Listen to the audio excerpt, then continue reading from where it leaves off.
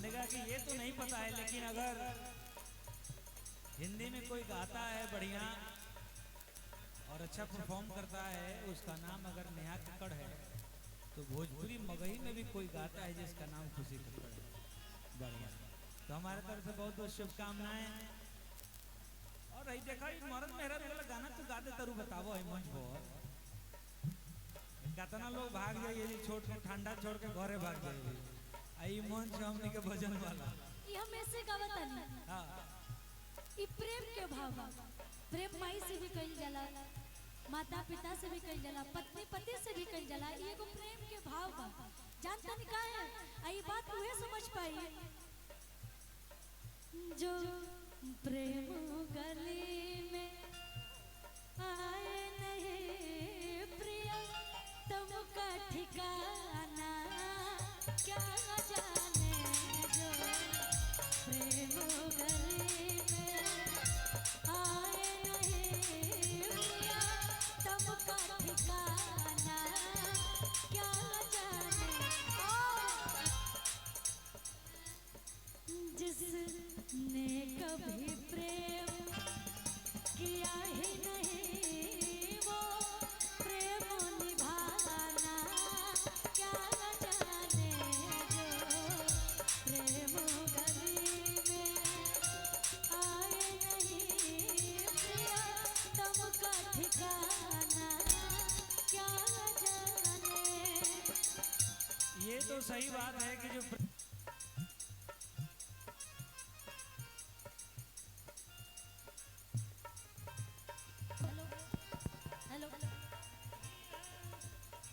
हाँ, इसमें भी आ गया। हम जानते थे आएगा तो दोनों साथ ही आएगा, नहीं तो दोनों में नहीं आएगा।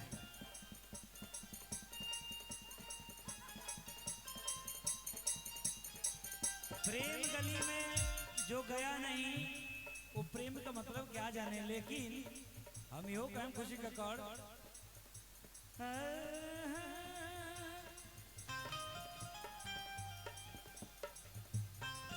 सनहिया लगा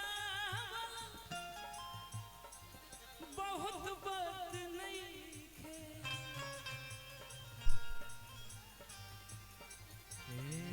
सनहिया लगा बहुत बात नहीं के, लगा के निभावल बहुत बात होला।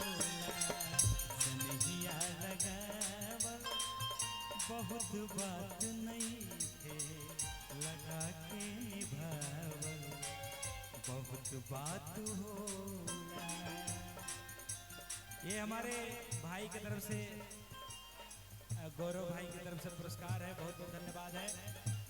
और काम जो बात कहत नहीं है, तू सहमत बाड़ू कि सनहिया लगावल बहुत बात। बिल्कुल सही बात है। और यो बात केहू के रोआवल बहुत बात नहीं है, केहू के रोआवल बहुत बात नहीं है, रुआ के हंसावल बहुत बात होला। रुआ के हंसावल बहुत बात होला।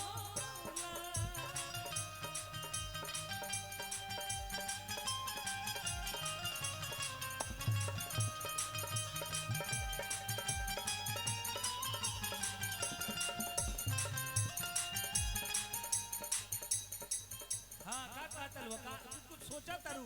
देखा इनकर ये आदत था, सुन ला। नहीं मैं कुछ सोच नहीं रही हूँ। ये सोचा तारी जे आखिर कौन इनकर शिकायत करी हम त कॉल और कोनो दिक्कत नहीं। शिकायत ना कर सकिले और बड़ाई भले कर सकिले। बड़ाई कर बड़ाई करो भैया सच में बहुत अच्छा इंसान है रोहन। अभी तहार पकौड़ी बनावल हम जे वीडियो बटे पकौड़ी भी बढ़िया बनावेली। अभी हमारे रांची घर भी आई रहली हाले में नया साल पर। सही बात। तो हम पहले ही से व्यवस्था घर में कोई नहीं तो देखली जैसे प्याजी और आलू कटल तो बहुत तरीके हम पकौड़ी बनाएंगे पहले। यही बात पर इनकरा के वीआईपी विजेंद्र भाई फोन कर देना जे तू खाली अजीते न के यहां बनाई पकौड़ी हमरो के यहां पकौड़ी बनाए। बिल्कुल आपसे चाहे वीआईपी विजेंद्र सर से हमेशा सम्मान मिलल बा, हमेशा प्यार मिलल बा। और बहुत बहुत धन्यवाद देवल चाहम। और बहुत ही सौभाग्यशाली बानी कि आप जैसे इंसान प्यारे विजेंद्र सर जैसे इंसान हमेशा आशीर्वाद और सपोर्ट आप सबसे मिलेला ता हम काम रहुआ खातिर का हाँ, दर्द दिल की दवा दीजिए, दर्द दिल की बाबा कम से कम मुस्कुरा दीजिए। जौन स्केल रखले बार हमार प्राण चल जाए गवते गवते, लेकिन ठीक बा एकरा के कहिए। हमार भाई गोलू भाई, वाह गोलू भाई के नाम गोलू तबे पड़ल होई जब में इनकर गाल निकलल होई खूब कहा लड्डू जी सब कि जिंदा रहने के लिए तेरी कसम, जिंदा रहने के लिए तेरी कसम, एक मुलाकात जरूरी है सनम, एक मुलाकात हमार भाई है सनम, सब पुरस्कार बहुत बहुत धन्यवाद। जिंदा रहने के लिए तेरी कसम, एक मुलाकात जरूरी है सनम, एक मुलाकात जरूरी है सनम। लेके कहा कि गर्दन पर रखल छुरी बाटे, गर्दन पर रखल छुरी बाटे, एक मुलाकात जरूरी बाटे, एक मुलाकात जरूरी बाटे, एक मुलाकात जरूरी बाटे।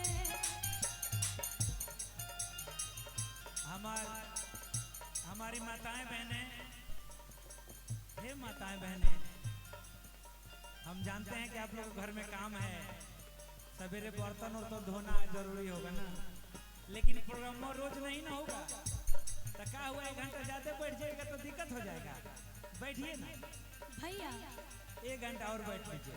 ये एजा जितना हमारे भाई लोग हमारे बहन माता लोग बैठे बने चाहे जितने हमारे मंच में म्यूजिशियन लोग हैं, सभी लोगों के लिए मैं एक लाइन बोलना चाहूंगी। लेकिन कोई लाइन बोलिए, अब हम चाहते हैं कि एक बार ठुमका लगा के बोलिए कि हमारे माई बहन खुश हो जाए सब बात पर, वो डांस देख के। राउर आज्ञा के पालन हम हमेशा होई करते नो। और करो। ओके कहो माटी को सोना कर दे, माटी को सोना कर दे, ऐसी कलाकारी है जी। और ये गर्व से बोलना है, हाँ हम बिहारी है जी, थोड़े संस्कारी है जी, वही जिसे हाँ हम बिहारी है जी, थोड़े संस्कारी है जी। खुशी एक लड़का है, पिछले साल कोई बच्चा था, इस बार जवान हो गया है, तो 1 साल में बच्चा का बाप भी हो गया, एकरा को प्रोग्रेस बोलते हैं। परसों था बच्चा का बाप नहीं था ना, किधर बच्चा है ये लड़का, ए तो 5-7 साल के भाई आ गया हमारा भाई, छोटा भाई, तब बाप बेटा एक साथ ना चलो, बिल्कुल लड़कों को उठावा ना। आई देखिए मुहल्ला के हाई लीजिए अभिषेक बच्चन और अमिताभ बच्चन के जोड़ी, हाँ दोनों जना बाप बेटा। क्या बात है, ताली बजे के चाहिए। पहली बार बाप बेटा ने नाचा टाइटल। माटी को सोना कर दे, माटी को सोना कर दे, ऐसी कलाकारी है जी, हाँ हम बिहारी हैं जी, थोड़ा संस्कारी है जी, हाँ हम बिहारी हैं जी, थोड़ा संस्कारी है जी। अच्छा बाबूजी बढ़िया नाचत रहे के बेटा बा के नाचत बढ़िया। एक मिनट खुशी का कड़ा 1 मिनट। अच्छा बाप के पक्ष से कितना लोग हैं?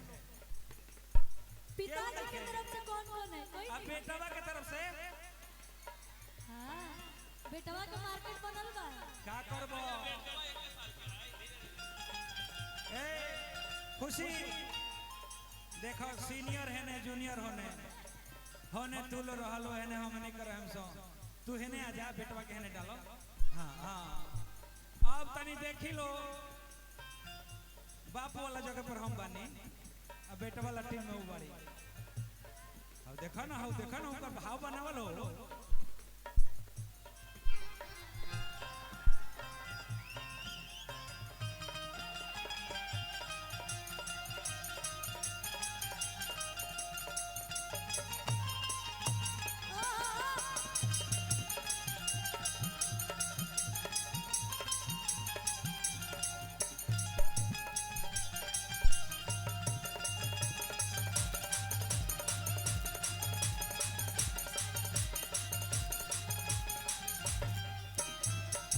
माटी को सोना कर दे, माटी को सोना कर दे, वाली कलाकारी है जी, हाँ हम बिहारी हैं जी, थोड़ा संस्कारी है जी।